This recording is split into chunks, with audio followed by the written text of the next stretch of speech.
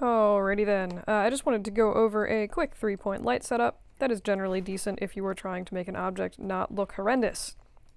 So, usually when I start, I just sort of make myself like a weird little sort of box thing, because basically when you're rendering, you never want to see like off the side of your object. So sometimes, I mean, you could put like an extra wall here, it doesn't really matter. I usually find that like 2 is fine for me. But what I'm going to do is just make sure that this is actually sitting on the floor and not like clipping through it. And I will assign this a new Arnold Standard Surface Shader.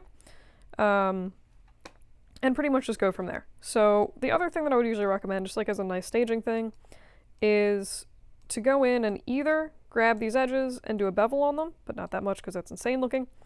Either do a small bevel on them,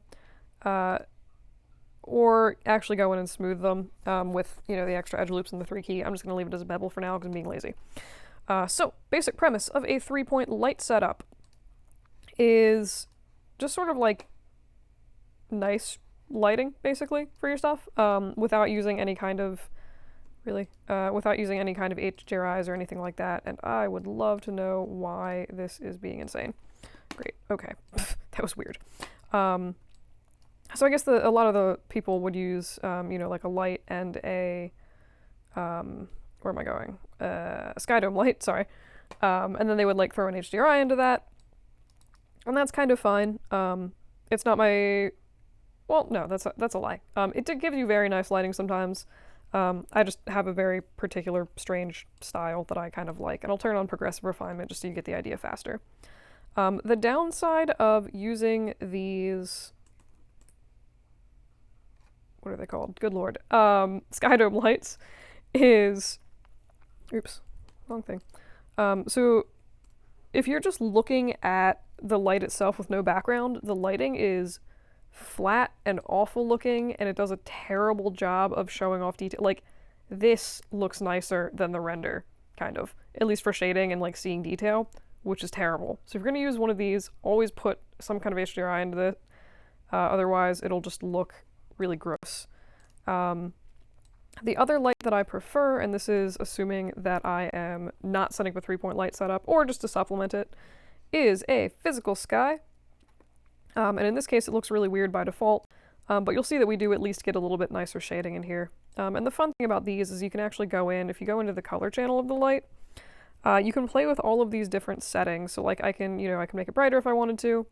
You can change the azimuth, and that's basically like changing the position of the sun in the sky, which is literally what it's doing. If you look at this, there is just like a actual little sky, and like you can see, if I get out of my ground plane, you can actually see like changing the azimuth is literally changing that sun's position. You can also let me actually get this on screen. You can mess with the elevation of the light, and the fun thing about that is if we're looking at the object, if we bring the elevation lower, you'll notice it's actually changing the color of the light, so we're basically going through like a full sort of like sunset effect. So you can get a lot of really interesting effects with this very easily. And it's just kind of cool. Also, if you're looking for some kind of weird like time lapse or something like that, you can even see like the shadow and stuff is changing. You can get some really cool stuff with that. Anywho, that's not what this video is about. I just really like physical skies. I think if you're gonna throw a dome light in, some kind of giant global dome light, physical sky is always a better option than a big dome light with no HDRI in it. So anywho, now we're back to nothing. So 3-point light setup, as you might expect, has 3 lights in it. And I'm just going to go ahead and make an area light. And if you go through panels, look through selected, with that light selected, it'll actually put you basically inside the light so that you can kind of control where it's going. And I'm just going to go ahead and bump that exposure up on the land. I probably need to refresh my stupid render view. Grr. It's the bane of my existence. All right. So set the exposure up, and you can see that now we actually have some kind of face. I'm just going to set this to my perspective camera, and cool. Lovely. I actually kind of like the positioning of that. It looks neat. So just a quick note, I guess. There's 2 different ways to adjust the brightness of a light. one is intensity and one is exposure. Exposure is more real-worldy. Intensity is basically like if you set it from 1 to 2, it's going to make your exposure like 1 unit brighter. Basically, it's a linear scale. So if you set it to 10, it's going to be 10 times brighter than it was at an intensity of 1. Exposure works exponentially, so if you have an exposure of 1 and then you make an exposure of 2, it doubles your original exposure. So if you have... Oh god, I'm really bad at explaining exponential, apparently. Basically, functionally, this works more like the real world, and it gets brighter much faster. So let's set my exposure, just for grins, back down to 1, and it had been at 10 before. So if we set the intensity to 10, you can barely see the object at all. We're probably going to have to, at 100, you can still barely see the object. 1,000, I think, is pretty much where exposure was at 10. So don't be afraid, for the record, to set your lighting numbers up super high. You just don't need to set them usually as high with exposure, which is another reason I like it. So I'm going to go back and set that up to 10. Alright, so this is going to be our key light. This is providing light to most of the face. It's going to be basically the main brightest light in the scene. And I'm just going to go ahead and take the roughness down on this character because it looks ridiculous. Haha. And make it metal. No, that's going to be really hard to see. I just like metal. It's pretty. Alright, so I'm going to go ahead and just label this key light. And then I'm going to... Usually I'm lazy and I just sort of duplicate the key light. And again, do panels, look through selected. The other light, so right now we have nice lighting on this side of the face, but this side looks awful. You can't really see anything and there's like really weird shadows. So what we want to do is just pull this light over. And now we've just made really flat, gross lighting. So normally what you would want to do for the fill is just sort of take the intensity down a little bit. And I would like to disclaimer that I am not great at doing lighting setups. Positioning of the lights is always really weird for me. But basically what this is going to do is just come in and add a little bit. It's going to basically fill in some of the shadows on the face. So you still have like kind of interesting shadows, like pretty interesting stuff going on, like in here, I guess. The whole side of the face just isn't in complete darkness and shadow. And that's the second light. So this is going to be the fill light. And usually what I do is I throw all the lights in and then I come back in and I like mess with their settings, usually end up making them a little bit brighter. So I'll duplicate this for a third time. Do panels and look through selected again. And the last light that people often add to this kind of setup is the rim light. And what this is basically a stupidly bright light coming from behind the character. I would love to know why that suddenly like stopped wanting to render entirely. But basically what this is designed to do is sort of give it like an interesting light sort of wrapping around the side of the character's face. Or, you know, interesting light coming around whatever you're lighting. If you're trying to make that logical and like have continuity with the rest of your lighting, why is this being so slow? What the heck? I'm going to refresh my render view because that's terrible. And give me perspective camera, please. Thank you. Great. Okay. Usually for continuity, it's better, in my opinion, to have that coming from the side of your key light. But you can also do the side of your fill light if you want to sort of punch that out.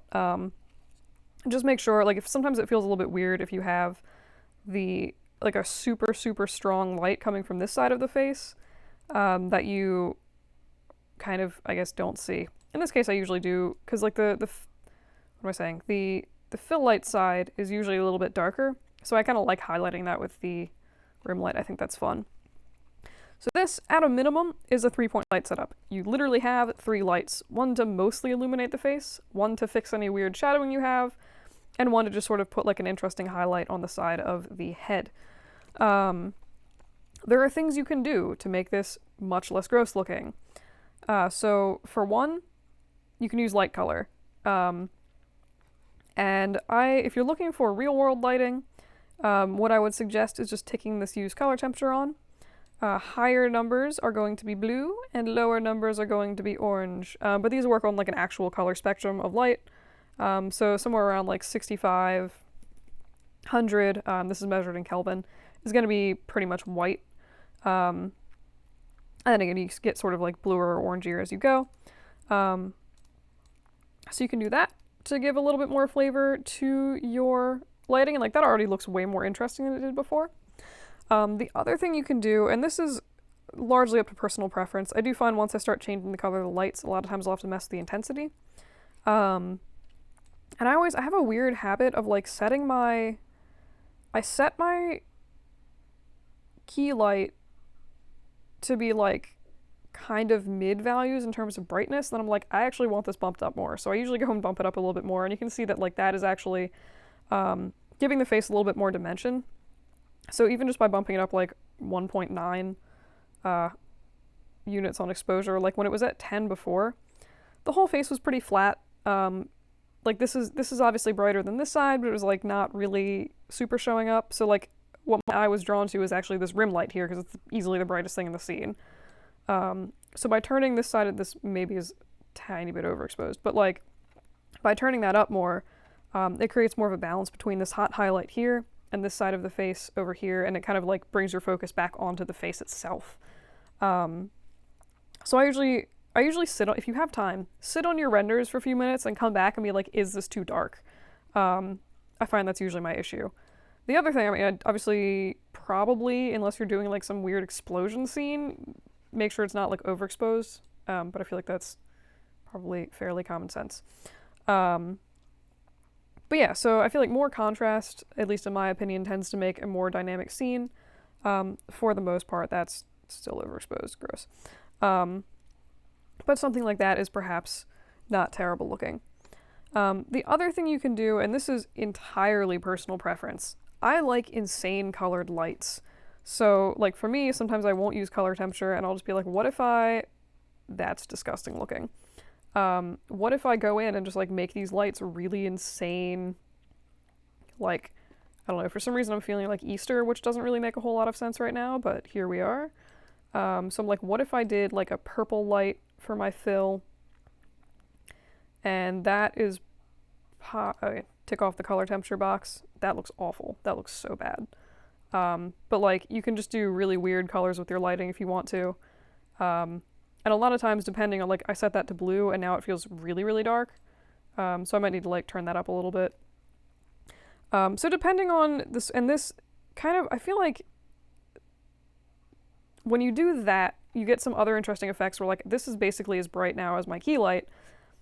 It feels a little more shadowed because it's dark. It's like a darker sort of like tealy blue. But you also get that contrast in the face. So when everything was just sort of white and bland, it was pretty flat looking in terms of lighting because everything was like the same gray, whereas this, the lights are equally bright, but you have that difference in color contrast to make it a little bit more interesting. In this case, I'm going to pop it back down just like a tiny bit, and then you can do something really weird and like make the rim light, I don't know, first I really want like a purple light in this. Oof. Maybe too purple there. But you get the point. So I mean, you can do some really weird stuff with a 3-point light setup. That was just overly aggressive and terrible looking. To make some just interesting setups for your objects. But that really is basically all of it. Just sort of, it's just 3 lights, and then just sort of play with the color intensity and all that good stuff until you find something that you are reasonably happy with. I'm gonna do, yeah.